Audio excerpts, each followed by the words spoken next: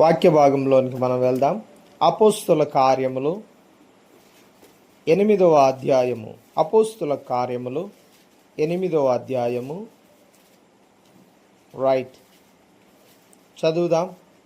8వ అధ్యాయము 28వ వచనాన్ని చదువుకుందాం.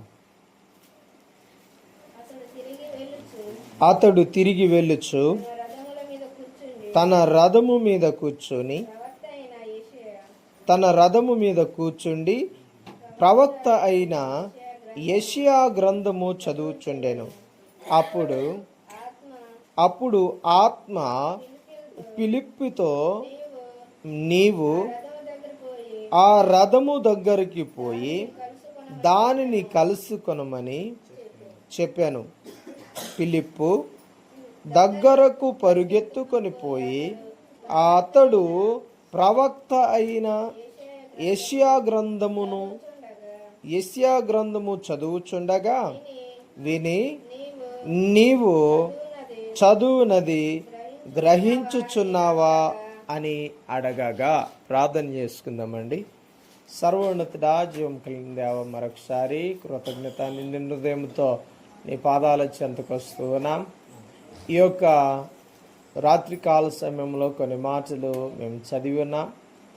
ముఖ్యంగా మాతో మీరు మాట్లాడండి. నన్ను నీ సిలువ చాటు మరుగుపరిచి కుటుంబంతోనూ కూర్చున్న నీ పిల్లలతోనూ ఆసక్తి కలిగి వచ్చిన ప్రతి బిడ్డతోనూ మీరు మాట్లాడి మయం పొందుకొని ఈ వాక్యము మాకు అర్థమయ్యే రీతిగా నీవే నాతో నీ పిల్లలతో మాట్లాడమని ముచ్చటించమని ప్రభువైన యేసుక్రీస్తు నామములో ప్రార్థించి వేడుకొంచున్నాం పరమ తండ్రి. ఆమేన్. దేవునికి మహిమ కలుగును గాక. ఆమేన్. రైట్, అయితే ఈ సమయాన మనము చదివిన మాటను జాగ్రత్తగా గమనిస్తే ఈ మాట చాలా విలువైనదిగా మనకు కనపడుతోంది. ఎందుకంటే ఒక వ్యక్తి రక్షించబడేది మనం ఇక్కడ చూడవచ్చు. దేవునికి స్తోత్రం.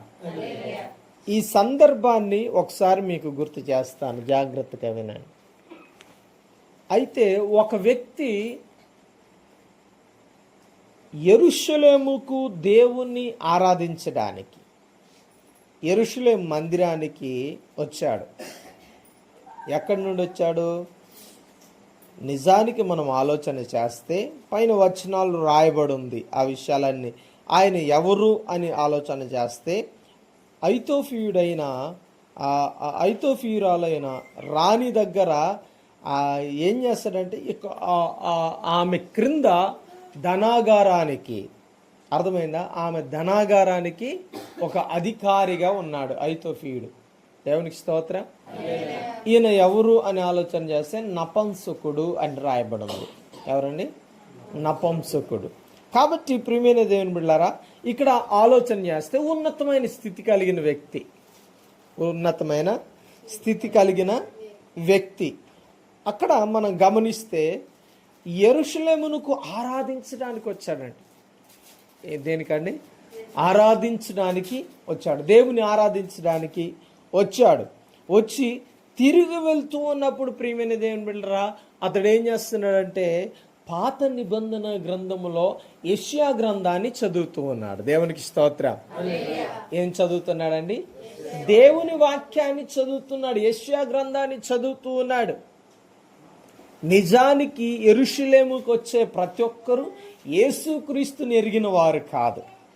ఎవరిని ఆరాధిస్తున్నారు అంటే యెహోవా తండ్రిని ఆరాధిస్తున్నారు.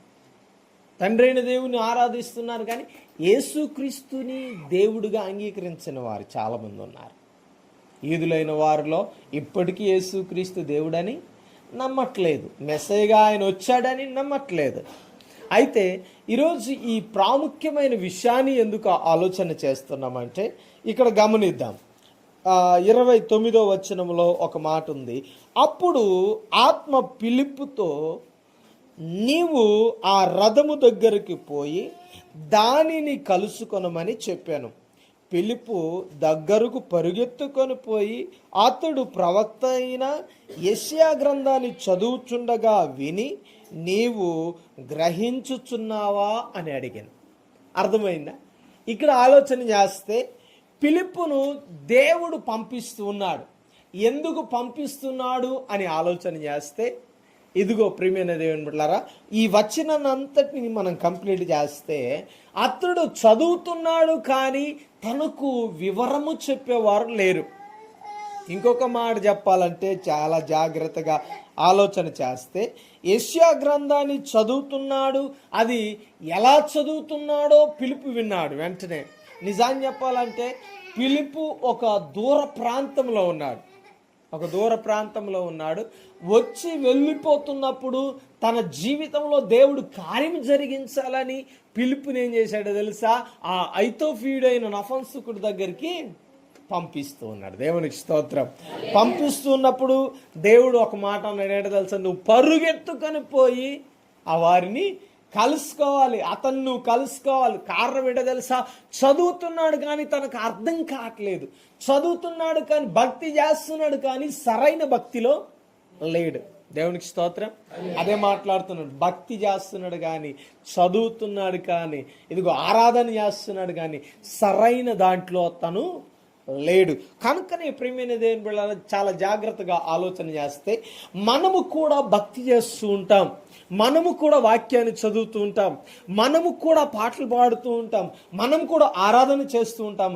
కానీ నిజానికి కొన్నిసార్లు మనం గ్రహించలేని స్థితిలో ఉంటూ ఉంటాం. అర్థమైందా నా మాట? కొన్నిసార్లు మనం గ్రహించలేకుంటుంటాం కదండి. ఆరాధన చేస్తుంటాం కానీ ఆరాధనలో అనేకమైన ఆలోచనలు వస్తూ ఉన్నాయి కదండి. ఆరాధన చేస్తుంటాం, నుండి పాట వస్తుంటుంది కానీ హృదయంలో, మనసులో ఆ పరిపూర్ణత ఉండట్లేదు.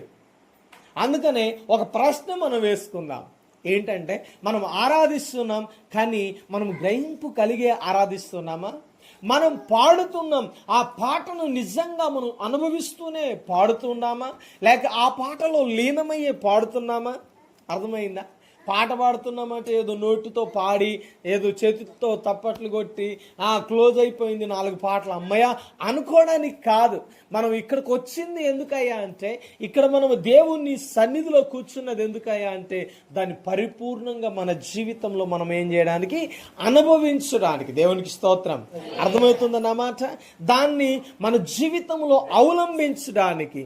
అందుకనే నపుంసకుడు చేస్తున్న భక్తిని, ఆ యొక్క చేస్తున్న ఆరాధనను బట్టి, ఇదిగో అతడు చదువుతున్న దానిని బట్టి, ఇదిగో దేవుడైన ఆత్మరూపేణ ఫిలిప్పు దగ్గరికి వెళ్ళి ఏమన్నాడో తెలుసా ఒక మాట, ఇదిగో ఒక వ్యక్తి యెషయా గ్రంథాన్ని చదువుతున్నాడు కానీ గ్రహించట్లేదు, తనకు చెప్పేవారు లేరు అని మాట్లాడుతున్నాడు. దేవునికి స్తోత్రం.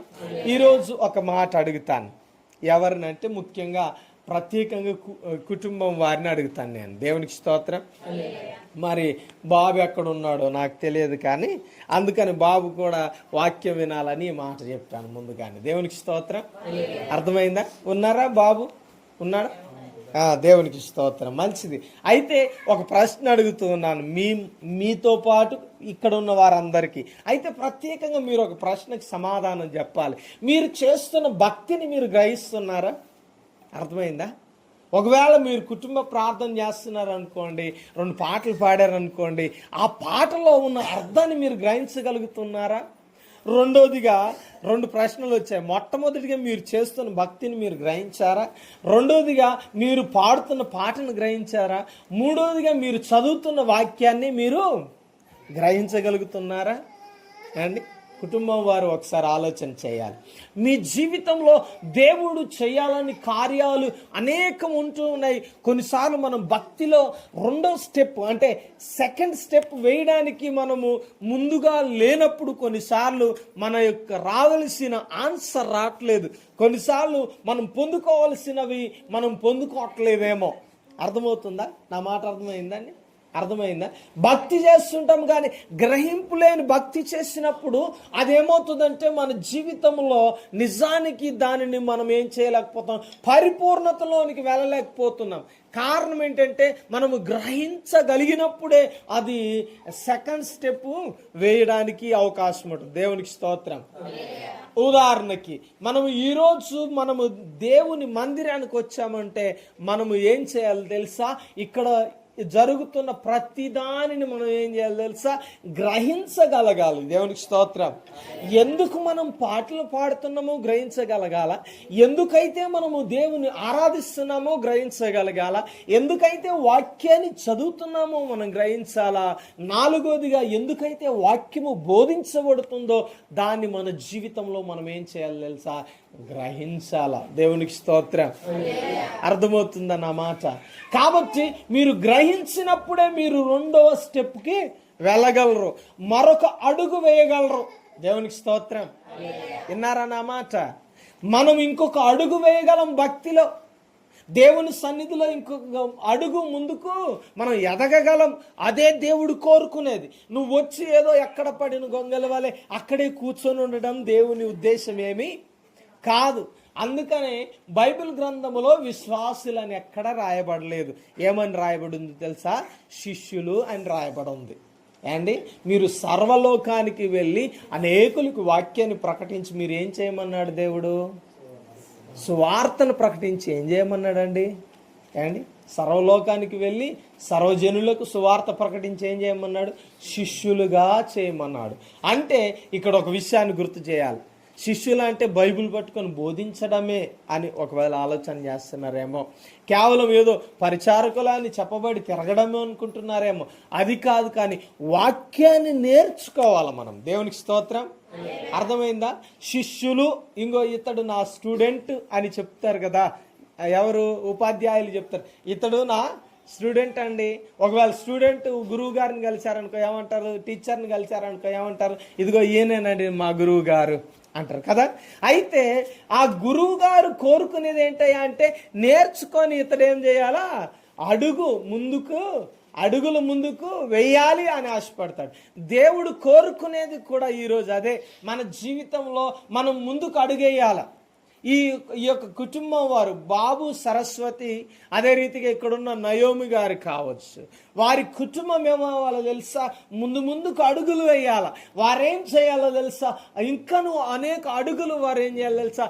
దేవుని సన్నిధిలో ముందుకు వెళ్ళాలన్నది దేవుని కోరిక. చూడండి, ఐతోఫీయుడైన నపుంసకుడు చేసిన పని ఏంటంటే చదువుతున్నాడు కానీ గ్రహించట్లేదు. అందుకనే దేవుడు ఉద్దేశించి ఒక మాట, ఇదిగో అతనికి గ్రహింపు కలగాలి అని చెప్పి దేవుడు అతని దగ్గరికి ఒక సేవకుని పంపిస్తూ ఉన్నాడు. దేవునికి స్తోత్రం.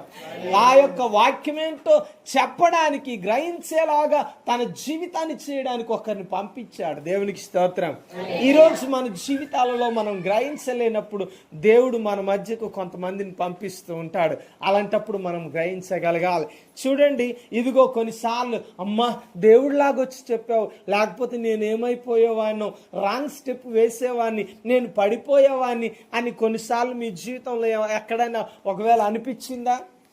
ఎప్పుడైనా అలాంటి పరిస్థితి మీ జీవితంలో ఎదురైందా? అయితే అది దేవుని చిత్తానుసారంగా నడిపించబడే ఆ వ్యక్తి మీ దగ్గరకు వచ్చి ఉంటాడు.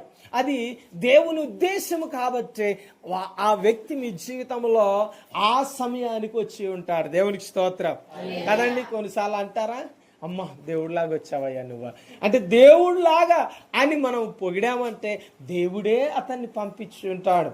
అర్థమవుతుందా? కొన్నిసార్లు దారి తప్పే సమయాలలో, కొన్నిసార్లు రాంగ్ స్టెప్ వేసే సమయాలలో, కొన్నిసార్లు మనము ఇదిగో ఏదో తొందరపడి ఇదిగో తప్పిదాన్ని చేసే ఆ సమయాలలో దేవుడే కొన్నిసార్లు మనకేం చేస్తాడు తెలుసా?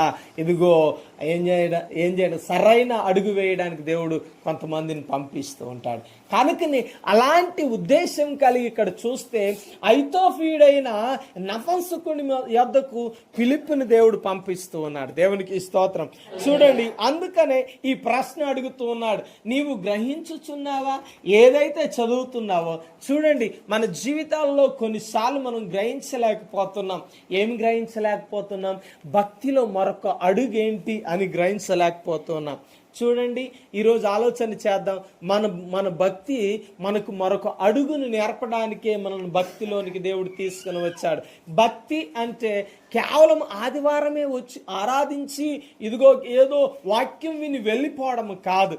మనము అడుగులో అడుగు, మరొక అడుగు మనం ఏం చేయాలా? ముందుకు సాగాలన్నది దేవుని ఉద్దేశం. దేవునికి స్తోత్రం. కాబట్టి ప్రియమైన దేవుని బిడ్డలారా, మీరు ఎన్ని అడుగులు ముందుకు వేశారు? ఏమండి, ఇంతకుముందు రాగానే ఆయన కూర్చొని ప్రార్థన చేశారు మీ వరకే.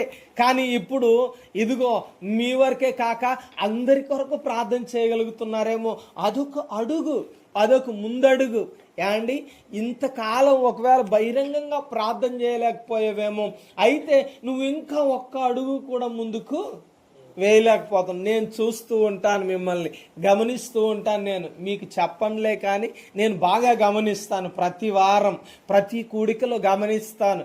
ఎవరైనా రాంగని ప్రార్థన చేస్తారా లేదా అని గ్రహిస్తాను. అయితే రాంగని ప్రార్థన చేసేవాడు ఇతరుల కొరకు ప్రార్థన చేయడానికి ముందుకు వస్తున్నాడా లేదా అని గ్రహిస్తాను. ఇంకొక విషయాన్ని పరిశీలన చేస్తూ ఉంటాను. ఎవరు ఆదివారం ఆరాధన చేస్తూ ఉంటారు? ఎప్పుడు చేసేవారే చేస్తున్నారా, కొత్త వారు ఎవరైనా చేస్తున్నారా? అయితే ఒకవేళ చేశాడా, అబ్బో ఒక అడుగు ముందుకు వేశాడరా అని అనుకుంటాను మనసులో.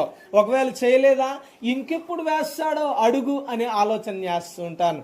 నువ్వు ఒకవేళ నీ జీవితంలో ఒక్క అడుగు కూడా వేయలేకపోయేవేమో ఒకసారి ఆలోచన చేయి.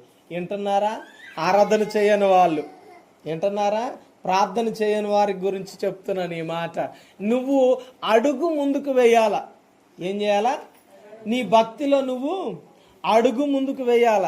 అయ్యగారు మాకు చెప్పట్లేదు కదా, నేను చేసినా చేయకపోయినా చెల్లిపోతుందిలే. అయితే వచ్చే వారం నుండి ఒక మాట చెప్తాను. ఏమండి, ఏంటది? అదే ముందుగా అయితే ప్రార్థన చేయాల. అయితే నిజంగా మనం అడుగు వేయకపోతే మనము మన భక్తిలో ముందుకు వెళ్ళట్లేదు కదండి. ఆరాధన చేయాలి అని పేరు పెట్టి చెప్పాలి ఇక వచ్చే వారం నుండి. ఏమండి, దేవునికి స్తోత్రం. బలవంతంగానే వీళ్ళ చేత ఏం చేయాలా, ముందుకు అడుగు వేపేవాళ్ళు. ఎందుకో తెలుసా? వీరు భక్తిని వీరు చేస్తున్నారు కానీ గ్రహించట్లేదు. దేవుడు కోరుకునేది ఏంటో తెలుసా? నువ్వు గ్రహించాల. ఒకవేళ గ్రహించలేకపోతున్నారేమో, అందుకని ఈ మాట చెప్పాను. ఏంటో తెలుసా? వారు గ్రహించేలాగా నువ్వే మైకులో చెప్పాల పేరు. దేవునికి స్తోత్రం. అర్థమైందా? ఒక మాట అన్నాడు, పాట పాడే అడుగు ముందుకు వేయాల అని. ప్రార్థన చేసి అడుగు వేసావు కదా, పాట పాడే అడుగు కూడా వేయాల. దేవునికి స్తోత్రం. పాట పాడలేకపోతున్నావేమో, 10 మందితో మమ అంటే అంటారు కదా, మంత్రాలు చదువుతున్నప్పుడు ఏమంటే మమ అనమంటారు కదా. ఎందుకని? ఆ మంత్రాలు వీడికి నోరు తిరగదు కాబట్టి పెళ్ళిలో ఏమంటారు చెప్తారా? ఏమండి, పంతులు గారు పెళ్లి చేసడం మమ అనే, ఇక నేను చదివేస్తాలే కానీ నువ్వు మమ అనే అంటే ఇక నువ్వు అన్నట్టే, నువ్వు చదివినట్టే అని. మనం కూడా అట్టే ఉన్నాం ఇప్పుడు. ఏమండి, దానివల్ల పెద్ద ప్రయోజనం ఏం లేదు. ఒకవేళ పెళ్ళి అయిన కొంతకాలానికి ఒకవేళ తన భర్తను భార్యను ఒకవేళ అడిగితే, ఇదిగో పెళ్ళిలో ఏం చెప్పావు తెలుసా అంటే, ఏం చెప్పాను అంటాడు ఆయన. ఒకవేళ ఏమండి ఏం చెప్పానంటే, నేనేం చెప్పానంటే, ఇంకో ఆయన మంత్రాలు చెప్పావు కదా, నేను చెప్పలేదు, నేను రాక ఆయన మమ అంటే మమ అన్నా. ఏమండి, అట్లా కాదు ఇది భక్తి. మనం ముందుకు అడుగేయాల. దేవుడు కోరుకునేది ఏంటో తెలుసా? మరొక అడుగు. అర్థమైందా? పాట పాడాలనే ఆశ దేవునిది, నీవు స్తుతించాలన్నది దేవుని ఆశ. ఏమండి, వాక్యం లేచి చదవాలి. ఇదిగో ఎప్పుడు చదివేటోడే చదువుతున్నాడు. నా టక్కన ఒకవేళ పలానా అధ్యాయం పలానా వచనం చదవండి అమ్మా అన్నప్పుడల్లా ఎవరు చదువుతున్నారు? ఎప్పుడు వినే గొంతే, ఎప్పుడు చదివేటోళ్ళే. మరి నువ్వెప్పుడు చదువుతావు? చెప్పరేంటండి? అడుగు వేయవా? వెయ్యాల. నువ్వు అడుగేస్తేనే నీ కుటుంబం మరొక అడుగు ముందుకు వెళ్తుంది. అర్థమవుతుందా? మరొక అడుగు వేయాలన్నది దేవుని కోరిక, దేవుని ఆశ, అదే దేవుని తపన. అందుకనే నిన్ను ఎక్కడ పడిన వాడివి అక్కడే ఉండాలని దేవుని కోరుకోవట్లేదు. దేవుడు ఏమని కోరుకుంటాడో తెలుసా? నీవు బయటికి వచ్చి, నీవు దేవుని సన్నిధికి వచ్చి, ఇదిగో నువ్వు మరొక అడుగు నువ్వు వేయాల. దేవునికి స్తోత్రం. అయితే చూడండి, మరి గ్రహించావా అని అడిగినప్పుడు ఆయన ఏమన్నాడు తెలుసా? ఎవడైనాను నాకు త్రోవ చూపకుండా ఎలాగూ గ్రహించగలను అని చెప్పాడు. ఏమని చెప్పాడండి? ఎవరు చెప్పేవాళ్ళు లేరు నాకు. ఏమండి, నీకు చెప్పేవాడు లేడా? ఒక మాట చెప్తా, ఈ మాట వింటున్నారా? నీకు చెప్పేవాడు లేడా? అమ్మా ప్రార్థన చేయండి అని చెప్పేటోడు లేడా? అమ్మ ఎవరైనా పాట పాడండి వచ్చి అని చెప్పేటోడు లేడా? ఏమండి, అమ్మ ఏమన్నా ఇంకో చదవండి మీరు అని చెప్పేటోళ్ళు లేరా? ఉన్నారా? అయినా మనం ఎందుకని గ్రహించట్లేదంటే మన భక్తి ఎలాగుందో తెలుసా? ఇది చాలే. ఏది చెప్పాలా? వచ్చి మందిరంలో నాకు నేను ప్రార్థన చేయడమే పెద్ద గొప్ప. మళ్ళీ నువ్వు ఇది చేయమంటే కుదరనే. ఏమండి, అమ్మో మీ దగ్గర సత్య కండిషన్లు పెడుతున్నారు అన్నారంట ఒకరు. ఏమన్నారు? అమ్మో మీ మందిరంలో సత్య కండిషన్లు పెడతాం. ఏంటి ఆ కండిషన్ అంటే, అమ్మ ప్రార్థన చేయమంటున్నారు రాగానే, పాట పాడమంటున్నారు రాగానే. అంటే మరి వచ్చింది ఎందుకు? నువ్వు పాట పాడడానికే కదా. నెల అయింది, 2 నెలలు అయింది, సంవత్సరం అయింది, 2 సంవత్సరాలు అయినా పాట పాడడం రాకపోతే నిన్నేమనాలా? ఎదుగుతున్నావా, మరగుజ్జోడు అయిపోయి ఉన్నావా? చెప్పారంటండి. ఒకవేళ నీ కుమారుడికి 10 సంవత్సరాలైనా వాడు ఒకవేళ ఎదగకుండా ఉన్నాడు అనుకో, వాడు మాట్లాడకపోతే నువ్వేమంటావు చెప్పాలి? వీడికి ఏదో లోపం ఉంది, అందుకని వీడు ఎదగట్లేదు. ఏమండి, వీడు జానేడు కూడా ఎదగలేదండి ఇన్ని సంవత్సరాల్లో. మరి ఏం చెప్తావు నువ్వు వెంటనే? చెప్పరా? చెప్పాలా? ఏమంటారు? అయ్యా ఏం చేస్తారండి? ఎదగట్లేదు నీ కుమార్తె కుమారుడు, ఎదగట్లేదు, ఏం చేస్తావు? అట్టే చూస్తూ ఉంటావా? అబ్బా మా బాబే ఏం ఖర్చు పెట్టనివ్వట్లేదు అంటావా?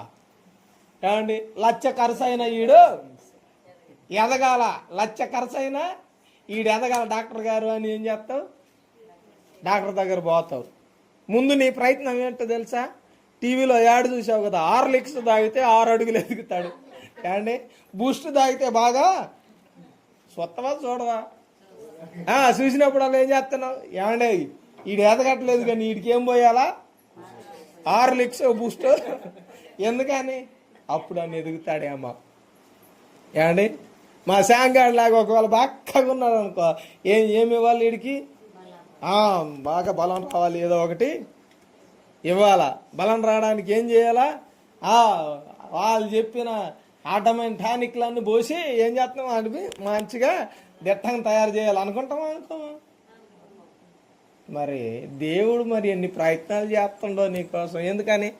ఎక్కడ పడిన గొంగలి, ఎలాగున్నావు మరగుజ్జోడివే, ఎక్కడ కూర్చున్నావో ఏమంటాం మన భాషలో బొర్రె. ఆ బొర్రె మారటమేలే నిమ్మ మారటమే. అండి, ఆ ప్లేస్ మారడం లేదు, అక్కడే ఉన్నావు, అదే స్థితిలో ఉన్నావు. ప్రార్థన చేయమంటే ముసిముసి నవ్వుకుని వెనకే చూస్తున్నావు. ఎందుకని? వెనకోడు ప్రార్థన చేస్తాడు. అది పాట పాడమంటే నవ్వుకుండా అక్కడ కూర్చున్నావు, కానీ పాట ఆరాధన చేయమంటే ఇక నీలో నువ్వు ఆరాధన చేయడం తప్ప బయటకు వచ్చి ఆరాధన ప్రసక్తి లేదు. గ్రహించుతున్నావా మరి? ఆయన అన్నాడు, నపుంసకుడు చాలా చక్కని మాట అన్నాడు. ఏమంటే తెలుసా?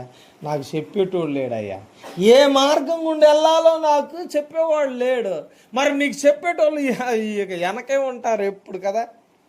ఆరాధనకు రాగానే గట్టిగా ప్రార్థన చేయండి ఒక 10 మంది, ఏమండి గట్టిగా పాడండి ఒక 4 అని పిలిచినప్పుడల్లా నువ్వు ముందుకు రాకపోతే నువ్వు ఎదగలేవు. దేవుని కోరిక ఏంటో తెలుసా? నిన్ను నీ కుటుంబాన్ని మరొక అడుగు ముందుకు వేయించాలన్నది దేవుని కోరిక. దేవునికి స్తోత్రం. నువ్వు కుటుంబంతో పాటు అడుగేయాలి. అందుకని మొట్టమొదటిగా నువ్వు అడుగు పెట్టాల్సింది ఎక్కడ తెలుసా? కుటుంబ ప్రార్థనలో అడుగెట్టాల. దేవునికి స్తోత్రం. ఏమండి, కుటుంబ ప్రార్థన చేస్తే ఎంత దీవెనో, ఎంత ఆశీర్వాదమో. ఇంతేగాక మనము ఆత్మీయతలో ఎదుగుతామండి. ఏమండి, మన కుటుంబంలో మనమే రాజు, మనమే మంత్రి. ఇంకా చెప్పాలంటే ఇక రూలర్ అంతా చెప్తారు కదా, నేను శాసిస్తే చాలు ఏదైనా జరిగిపోద్ది ఇంటికాడ అని. అలాంటి శాసించే నీవు ఇంటికాడ ఒకవేళ కుటుంబ ప్రార్థన ఏర్పాటు చేసుకొని నీ కుటుంబంతో ప్రతిరోజు ప్రార్థన చేస్తున్నావు అనుకో, ఏం చేయాలి చెప్పాలి? ప్రార్థన చేయాలా? ప్రార్థన వచ్చేసిందా? ఎక్కడ? ఇంటికాడే వచ్చేసింది. మరి పాట కూడా పాడాలా వద్దా? పాడాలి. ఇంకా అక్కడే ప్రాక్టీస్ కూడా అక్కడే అయిపోయింది. ఏమండి, 2 అడుగులు ఇంట్లో వేస్తే మనం 2 అడుగులు దేవుని సన్నిధిలో సంఘముతో కలిసి మనం ఏం చేయగలం? మరొక అడుగు వేయగలం. ఏమండి, తర్వాత ఒక 3-4 ప్రార్థన అసలు కోరాను అనుకోండి, వాళ్ళ కోసం గుర్తు రాదా మనకి? ఇంటికాడ 4 కలిసి ప్రార్థన చేద్దాం, వాళ్ళకి సమస్య ఉందంట అని ప్రార్థన చేస్తే ఇతరుల కొరకు మనము ప్రార్థన చేయగలం. ఏమండి, వాక్యం చదవాలా? ఎవరు చదువుతారు? నువ్వే రూలర్, నువ్వే అంత కదా, మరి చదవాల్సింది కూడా నువ్వే. నువ్వు చదువుతావు, నీ బిడ్డలకు నేర్పుతావు, మీ ఆయనకో మీ ఆవిడకో నువ్వేం చేయాలా, నేర్పుతావు. కానీ ఏం చేస్తున్నావు, చెప్పాలా, అక్కడ కూర్చోవట్లేదు, అది వచ్చింది తెప్పలు. ఇక మందిరంలోకి వచ్చి ఏం చూపెడతాడు, ఇక టాలెంట్ ఏమండి, ఏం టాలెంట్ చూపెడతారండి. ఇంటికాడేమో దుప్పటి కప్పుకుంటే ఇక పొద్దుపోయినా తెల్లారినా లేచేది లేదు, అంతేనా? దేంట్లోనైనా ఒకవేళ ముఖం పెట్టుకొని టీవీలో ముఖం పెట్టామనుకో ఇక దాంట్లో నుండి బయటికి దేవాయ. ఒక్కోసారి అది ఆడుతూనే ఉంటుంది, మనం మాత్రం నిద్రపోతూనే ఉంటాం అర్ధరాత్రి. అండ్ ఏందబ్బా మధ్యలో తెరవని చూస్తే ఇది అది మోగుతూనే ఉంటుంది, అంతేనా? ఆ సెల్లు చూసుకుంటూ అట్లే పడుకున్న వాళ్ళు చాలామంది అన్నారు. అర్థమైందా? మరి ఎప్పుడు మరి మనం గ్రహించేది? గ్రహించుకోమని చెప్పేవారు ఉన్నప్పుడు కూడా మనం ఒక అడుగు ముందుకు వేయకపోతే మన ఆత్మీయ జీవితం వేస్ట్ అండి. అందుకనే ఒక మాట చెప్పాను, ఏంటో తెలుసా? మీ ఆత్మీయ జీవితాల్లో ఏదైతే మిమ్మల్ని బంధించిందో, ఏదైతే స్వాధీనపరుచుకొని ఉందో దాంట్లో నుండి మీరేం చేయాలా, బయటికి రావాలా. వాక్యపు యొక్క స్వాధీనంలోనికి వస్తే మన జీవితాలు ఏమవుతుంది తెలుసా, ఆ గ్రహింపులోనికి వస్తాయి. దేవునికి స్తోత్రం. కనుకనే ఈ రాత్రి ఒక విషయాన్ని గుర్తు చేస్తున్నాడు. చూడండి, ఏమన్నా నేను గ్రహించట్లేదు ఎందుకంటే నాకు చెప్పేవారు లేరు అంటున్నాడు. అయితే వాక్యం ఏం చెప్తుంది తెలుసా? పిలుపును నీ యొద్దకు పంపించాడు దేవుడు. ఇదిగో సేవకుని నీ యొద్దకు పంపించాడు దేవుడు. సంఘాన్ని నీ యొద్దకు పంపించాడు దేవుడు. కారణం ఏంటో తెలుసా? నువ్వు గ్రహించుకోవాలని. కారణం ఏంటో తెలుసా? నువ్వు తెలుసుకోవాలని. కారణం ఏంటో తెలుసా? నువ్వు ఒక అడుగు ముందుకు వేయాలని. దేవునికి స్తోత్రం. దాని కొరకే దేవుడు మరొక స్టెప్ నీకు అవకాశాన్ని ఇస్తున్నాడు. కాబట్టి ఇదిగో ఒక మాట అన్నాడు, అయితే ఫీడైనా ఆ నపుంసకుడు నాకు తెలిసి చెప్పేవారు లేరయ్యా. అయితే నోరు తెరిచి ఒక మాట అంటూ ఉన్నాడు. చూడండి, మార్గం చూపగలిగిన వారు ఉంటే నేను ఖచ్చితంగా ఆ మార్గం గుండా వెళ్తాను అన్నాడు. దేవునికి స్తోత్రం. అర్థమైందా? నువ్వు కూడా ఒకవేళ ఈ రాత్రి ఈ మాట అనుకుంటున్నావేమో, ఇంతకాలం అర్థం కాలేదు, ఇప్పుడు అర్థమవుతున్న సిచ్యువేషన్ ఏంటో అంటే ఒకసారి నువ్వు గ్రహించుకోవాలి. దీన్ని వినడమే కాదు, ఏమండి, ఎంత చెప్పినా కుటుంబ ప్రార్థన పెట్టుకోలేని వారు ఉన్నారు, కుటుంబంలో కూర్చొని వారు ఉన్నారు. నేనేమంటానంటే నీ కుటుంబంతో కలిసి నువ్వు కూర్చోగలిగితేనే దేవుడు నిన్ను ఏ స్థితిలో ఉంచాలో ఆ స్థితిలోనికి తీసుకుని వెళ్తాడు. దేవునికి స్తోత్రం. అప్పుడే నీ చేతులు కష్టార్జితాన్ని దీవిస్తాడు. అప్పుడే నిన్ను బూదిగంతముల వరకు సాక్షిగా వాడుకుంటాడు. అప్పుడే నిన్నేం చేస్తాడు తెలుసా? దేవుడు ఒక ఉన్నతమైన ఆరోగ్యం వచ్చేత ఉన్నతమైన ఇదిగో సాక్షిగా నిలబెడతాడు. దేవునికి స్తోత్రం. కనుకనే మనము గ్రహించుకోవాలి. ప్రియమైన దేవుని బిడ్డలారా, చూడండి, నపుంసకుడికి చక్కగా వివరించాడు, దేవుని యొక్క వాక్యాన్ని వివరించాడు. వివరించిన తర్వాత తాను చేసిన పని ఏంటో చూద్దామా? ఒకసారి చూద్దాం. తాను చేసిన పని ఏంటో చూద్దాం. చూడండి, 34వ వచనం నుండి 36వ వచనం నుండి ఈ విధంగా మాట్లాడుతున్నాడు. చూడండి దయచేసి. వారు త్రోవలో వెలుచుండగా ఆ నీళ్లున్న చోటికి వారు వచ్చి, చూడండి 35వ వచనం, క్షమించాలి 35వ వచనం చదవండి ఒకసారి. అందుకు పిలుపు నోరు తెరిచి ఆ లేఖనమును అనుసరించి అతను యేసును గూర్చి సువార్త ప్రకటించను. దేవునికి స్తోత్రం. చూడండి, యేసయ్య గురించి సువార్తను ప్రకటించిన తర్వాత జరిగిన పరిణామం ఏంటి? వారు త్రోవలో వెలుచుండగా నీళ్లున్న ఒక చోటికి వచ్చినప్పుడు నపుంసకుడు, ఇదిగో నీళ్లు, నాకు బాప్తిసము ఇచ్చుటకు ఆటంకమేమని అడిగి రథమును నిలపమని ఆజ్ఞాపించను. చూడండి, విషయాన్ని మనం పరిశీలన చేస్తే ఆ విషయాలన్నీ వివరిస్తూ యేసయ్య గురించి సువార్త కూడా ఏం చేశాడు? ప్రకటించాడు. దేవునికి స్తోత్రం. ఇందాక ఒక మాట చెప్పాను, ఇతడు యెరూషలేములో మందిరాన్ని దగ్గర ఆరాధించడానికి వెళ్ళాడు. ఎవరిని? తండ్రి అయిన యెహోవాను ఆరాధిస్తూ ఉన్నాడు. యేసుక్రీస్తుని ఎరగలేదు, తెలుసుకోలేదు. అయితే ఈ విషయాలన్నిటినీ ఎవరి గురించి మాట్లాడుతున్నాడు? ఇదిగో యెషయా గ్రంథంలో ఈ వాక్యం ఉంది, ఏంటంటే ఆయన గొర్రెవలే వధకు తేబడెను అనే విషయాలన్నీ మనకు తెలుసు. ఈ విషయాలన్నీ మరి ఎవరి గురించి ప్రకటించబడుతున్నాయి అని అతడు కన్ఫ్యూజ్ అవుతూ ఉన్నాడు. అతడికి చదువుతున్నాడు కానీ అర్థం కావట్లేదు. అయితే మరలా ఆ విషయాలను మెన్షన్ చేస్తూ పిలుపు ఏమన్నాడంటే ఇది యేసుని గురించే అన్నాడు. దేవునికి స్తోత్రం. అర్థమైందా? ఎవరి గురించి అన్నాడు? యేసయ్య గురించి చెప్పాడు. ఆ సువార్తను ఏం చేశాడంట? ఆ నపుంసకుడు అంగీకరించాడు. ఆ నపుంసకుడు ఏం చేశాడు తెలుసా? ఆ వాక్యాన్ని గ్రహించి వెంటనే ఏమన్నాడు తెలుసా? ఇదిగో వారు వెళ్తున్న త్రోవలో చూడండి ఒక చోట నీళ్ళు ఉన్నది చూశాడు. చూడండి, చెప్పలేదండి వెంటనే నువ్వు బాప్తీసం తీసుకోమని చెప్పలేదు. ఏమన్నాడు తెలుసా? ఇదిగో పిలుపు చెప్పలేదు, కానీ ఆ నపుంసకుడు ఏమన్నాడు తెలుసా? ఇదిగో నీళ్ళు నాకు బాప్తీసం ఇచ్చుటకు నీకు ఆటంకం ఏంటి, లేక నాలో ఉన్న ఆటంకం ఏంటి? అర్థమైందా? ఈ మాట అర్థమైందా? యేసుని గురించిన మాట నువ్వు విన్నావు ఏమండి? యేసుని గురించిన మాట నువ్వు విన్నావు. విన్న వెంటనే నీ జీవితంలో ఉన్న కన్ఫ్యూజన్స్ అంతా ఏం చేయబడాలి? అది గ్రహిస్తే ఆ కన్ఫ్యూజన్ అంతా ఎగిరిపోద్దండి. గ్రహించకపోతే మనకు అర్థం కాదు. అండ్ ఇంత విషయాలు జరుగుతూ ఉన్నాయి. కేవలం నపుంసకుడు ఒక్కసారే విన్నాడండి. అతనికి ఒక్కసారే విన్నాడు. ఏమండి, కింద మనం గమనిస్తే మరెన్నడు కూడా ఫిలిప్పు అతను కలిసినట్లు లేదు. కనుకనే ఒక విషయాన్ని గుర్తు చేస్తున్నాడు. చూడండి, ఇదిగో వెంటనే నాకు బాప్తీసం ఇచ్చుటకు ఆటంకమేమని అడిగి రథము దిగి ఇదిగో రథమును నిలపమని ఆజ్ఞాపించను. ఇదిగో ఆపు అని నీళ్ళు వచ్చాయి. ఆ నీళ్లను చూసిన వెంటనే అతడు ఆ సువార్త ద్వారా నింపబడిన వ్యక్తిగా ఉండి ఏమన్నాడు తెలుసా? నాకు బాప్తీసం ఇచ్చుటకు నీకు ఆటంకం ఏమైనా ఉన్నదా అన్నాడు. దేవునికి స్తోత్రం. ఈరోజు ఒక విషయాన్ని కుటుంబానికి ప్రత్యేకంగా తెలియపరుస్తూ ఉన్నాం. ఇంతకాలం మనం భక్తి చేస్తున్నాం. మన భక్తి మనకు ఏం చేయాలి తెలుసా? మరొక మెట్టు మనల్ని ముందుకు నడిపిస్తూ ఉంది. ఆ భక్తిని మనం గ్రహించగలిగితే అది నడిపిస్తుంది. అర్థమవుతుందా? మీరు భక్తి చేస్తున్నారు, మీ భక్తిని మరొక అడుగు ముందుకు తీసుకుని వెళ్ళండి. అదేంటో తెలుసా? ఇక్కడ అంటూ ఉన్నాడు, నాకు ఒకవేళ చెప్పేవాడు ఉంటే ఆ త్రోవను నేను ఖచ్చితంగా నడుస్తానన్నాడు. ఎవరు? నపుంసకుడు. ఈరోజు దేవుడు నీతో నాతో మాట్లాడుతున్నాడు. నువ్వు ఒక అడుగు వేయాలన్నది దేవుని కోరిక. అందుకని ఎక్కడో ఉండి ప్రార్థన ఏం చేయలేదండి నపుంసకుడు. అయ్యా ఈ విషయాలు ఏంటో నాకు గ్రహించి చెప్పేటోడు నాకు దగ్గరకు పంపమని అడగలేదు, కానీ దేవుడు పంపించాడు. పంపించిన వెంటనే తాను చూడండి కాన్షియస్లోనికి వచ్చాడు, అంటే గ్రహింపులోనికి వచ్చాడు. వెంటనే నాకు త్రోవ చూపిస్తే నేను వెళ్తాను, ఖచ్చితంగా ఆ త్రోవలు నడుస్తానన్నాడు. త్రోవ చూపిస్తూ ఉన్నాడు. వెంటనే చూడండి, ఇదిగో నీళ్ళను చూసిన వెంటనే సువార్తను అంగీకరించాడు. అంగీకరించిన వెంటనే ఇదిగో నీళ్ళు బాప్తీసం ఇచ్చుటకు ఏమన్నా ఆటంకం ఉన్నదా అని అడుగుతున్నాడు. హల్లెలూయా, దేవునికి స్తోత్రం. ఈరోజు ఒక విషయంలో ఒకవేళ మీకు లోటుపాట్లు ఉన్నట్లయితే దేవుని అడగండి. దేవుడు పంపించిన సేవకుని అడగండి. ఇదిగో వాక్యం వైపు, వాక్యం అర్థం కాలేదా?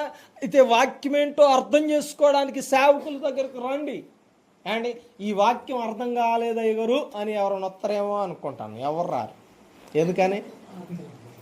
ఏమండి, ఎప్పుడని వచ్చారా? పోనీ కల్లోనైనా అడుగుదామని ఆలోచన వచ్చిందా? ఎప్పుడు రాదు. ఎందుకో తెలుసా? మనం అసలు చదివితేనే కదా. ఏమండి, అయ్యా మా గృహ కూడికలో ప్రార్థన చేస్తుంటే, ఇదిగో పాట పాడుతుంటే, ఇదిగో వాక్యం చదువుతుంటే పలానా డౌట్ వచ్చింది అయ్యగారు అని ఎవరన్నా వస్తారేమో అని ఎదురు చూస్తాను. ఏమండి, ఎవరు రారు. నేనే అడగాల్సి వస్తుంది ప్రశ్నలు. తెలిసిందా అంటే చాలు గొర్రెల్లాగా ఓకే తెలిసిందా గారు, తెలిసినా తెలియకపోయినా. అందుకనే బయట వాళ్ళు మనల్ని గొర్రెలు అంటున్నారు. దీనికోసమే ఏ చెప్పినా ఊపుకుంటేనే పోతాం అలా కదా. అది కాదు మనకు కావాల్సింది. దేవుడు కోరుకునేది ఏంటి తెలుసా? నువ్వు గ్రహించాలంటే నువ్వు అడగాల. ఏంటే, నాకు ఒక మంచి సహోదరులు ఉన్నారు. నాకు అర్థం కాకపోతే ఖచ్చితంగా అవతల సేర వేస్తాను. ప్రార్థన చేస్తుంటే గడిచిన వారంలో చదివి మీకు చెప్పిన వాక్యం గురించి ఎందుకో స్వాధీనపరుచుకోవడం పోయి వీరు స్వాధీనమైపోయారని దేవుడు మాట్లాడాడు నాతో. ఏమండి, అది నా సొంత ఉద్దేశం కాదు. ప్రార్థన చేస్తున్నప్పుడు దేవుడు ఆ మాట ఇచ్చాడు. ఏంటి అబ్బా ఇది అని నాకు అర్థం కాలేదు. అర్థం కాకపోతే ఒక సహోదరునికి ఫోన్ చేసి ఆ రాత్రి, అందుకని 11-12 గంటల దాకా కూర్చున్నానని చెప్పాను కదా, నేను డిస్కస్ చేస్తూనే ఉన్నాం. ఏంటిది అంటే వాక్యం నేను గ్రహించాలా, ఏంటో దేవుడు చెప్పాడు, మాట్లాడాడు కదా. దాన్ని గ్రహించుకోవాలని చెప్పి నేను కోరుచున్నాను. అర్థమవుతుందా? మనం గ్రహించుకోవాలి. అందుకనే నపుంసకుడు మరొక స్టెప్ ముందుకేసాడండి. అర్థం చేసుకోవడం మరొక స్టెప్ అయితే, ఇంకా మరీ ముందుకు వెళ్తూ ఏం చేశాడు తెలుసా? ఇదిగో నేను బాప్తీసం తీసుకుంటాను అన్నాడు. హల్లెలూయా. అర్థమైందా?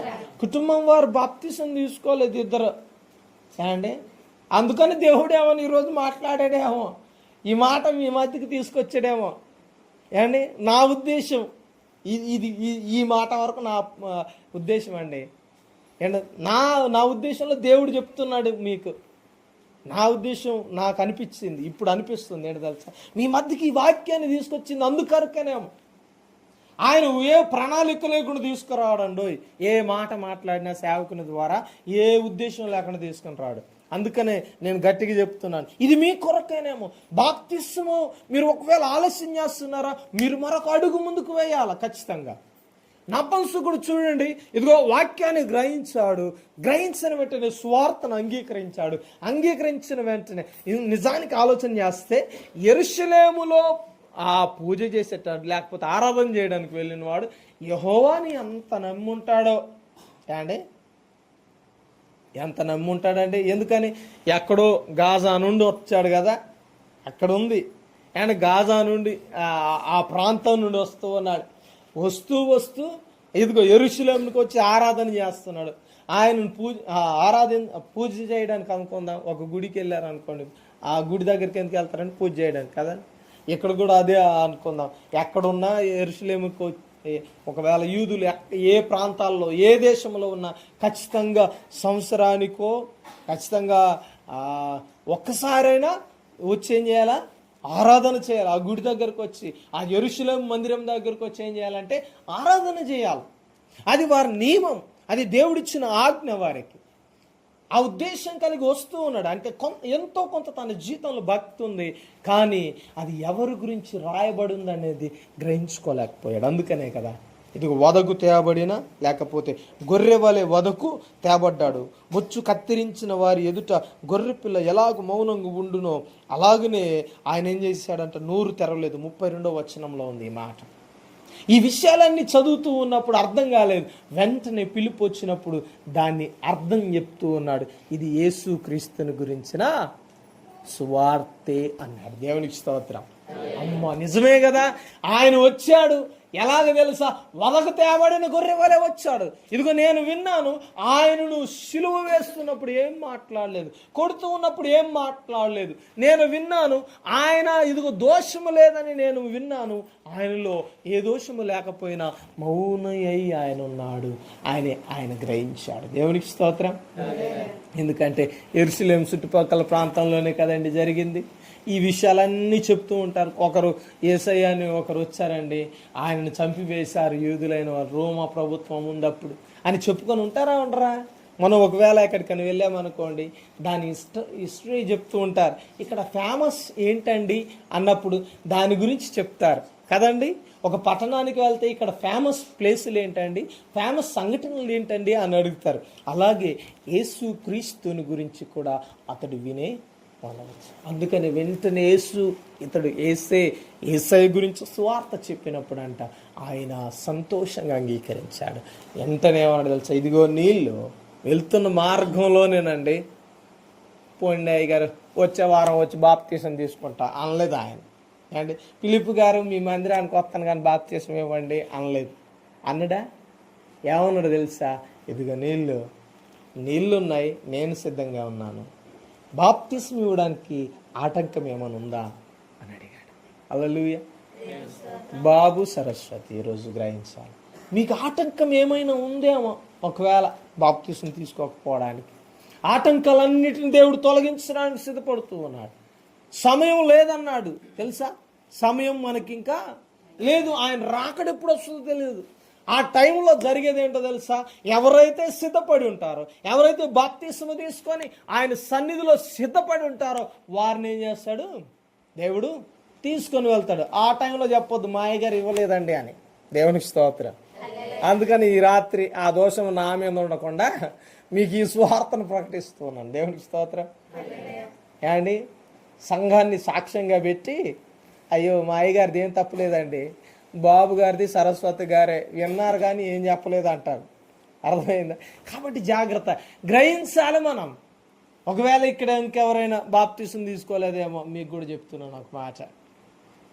దేవుడు మంచి సమయాన్ని ఇస్తున్నాడు, గ్రహింపులోనికి మనం తీసుకొని వచ్చాడు. మనం గ్రహించగలిగితే వాక్యం మన జీవితంలో ఇదిగో ఇది కరెక్టే, ఇలా చేయాలి అని ఒకవేళ తలంపులు నీ జీవితంలో ప్రతివారం ఒకవేళ నడుస్తున్నాయేమో కదా, హృదయంలో నడుస్తూ ఉంటాయి. అబ్బో ఎంత బాగా మాట్లాడాడు దేవుడు ఈరోజు అని. అలాంటప్పుడు నువ్వు వెంటనే సిద్ధపడి దేవుని కొరకు బ్రతకడానికి నీవు దేవునికి సమర్పించుకోవాలి. ఎందుకో తెలుసా, ఇలాగ మనం ఆలస్యం చేస్తే ఆటంకం ఏమైనా వస్తుందేమో కదా.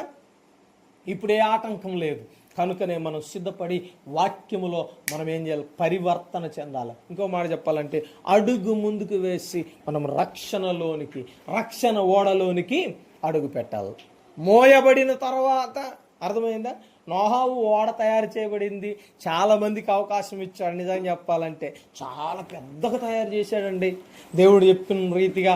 ఆ కొలతలన్నీ నిజంగా నాకు తెలిసి 100 సంవత్సరాల పైన సువార్త ప్రకటించిన నోహావు ఇదిగో ఆ ప్రళయం వచ్చే దగ్గర మూసై అన్న తర్వాత చెప్పకుండా ఉంటాడా? ఏమండి ఇప్పటికన్నా రండి, ఓడ తయారు చేశాను, కొంత కాస్త ఎక్కండి, బ్రతుకుతారు మాతో ఉంటే అని అడిగి ఉండకపోవచ్చు అంటారా?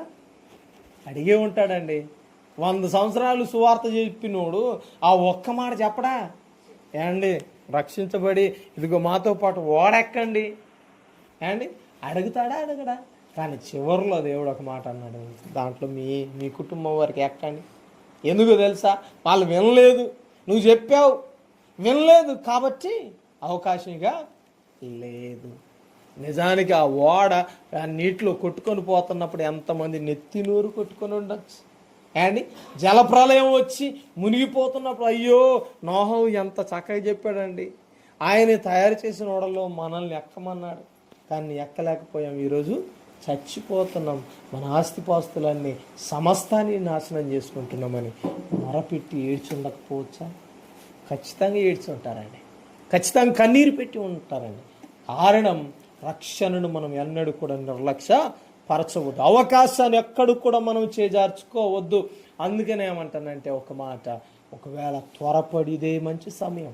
దేవుడు ఈ రాత్రే నీకు ఇచ్చిన సమయాన్ని నువ్వు సద్వినియోగం చేసుకో, మోకరించి ప్రార్థన చేయి, ప్రభువా నాకు ఇచ్చిన అవకాశాన్ని నేను సద్వినియోగం చేసుకోవడానికి ఏం చేయాలి ప్రభువా అని ప్రార్థన చేయగలిగితే దేవుడు మనల్ని ఖచ్చితంగా రక్షణలో నడిపిస్తాడు. దేవునికి స్తోత్రం.